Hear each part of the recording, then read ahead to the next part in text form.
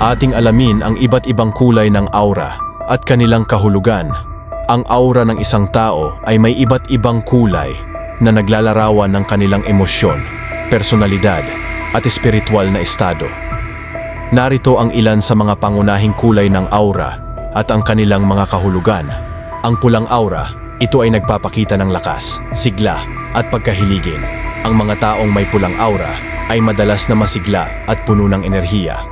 Kahel na aura, ito ay ipinapakita ang inspirasyon, kumpiyansa at optimismo.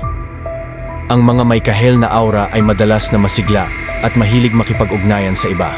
Dilaw na aura, ito ay nagpapahiwatig ng katalinuhan, pagiging aktibo at gising na gising. Ang mga may dilaw na aura ay madalas na masaya at may likas na pag-curiosity.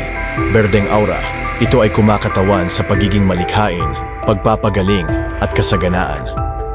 Ang mga may berdeng aura ay may malalim na koneksyon sa kalikasan at may mga nurturing qualities. Asul na aura, ito ay nagpapakita ng karunungan, pagiging healer at talento. Ang mga may asul na aura ay madalas na mahusay sa komunikasyon at may malinaw na pag-iisip. Puting aura, kumakatawan sa espiritualidad at pagiging tagalikha. Ang mga may puting aura ay madalas na nagdadala ng mga himala at may malalim na koneksyon sa kanilang espiritual na sarili.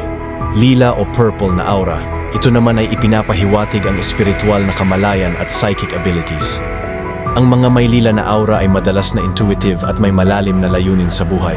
Turquoise na aura, nagpapakita ng pagiging intuitive, charming at sensitibo. Ang mga may turquoise na aura ay madalas na nasa proseso ng self-healing.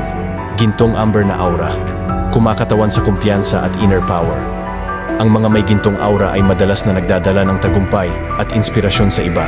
Mahalagang tandaan na ang kulay ng aura ay maaaring magbago batay sa emosyonal at energetic na estado ng isang tao.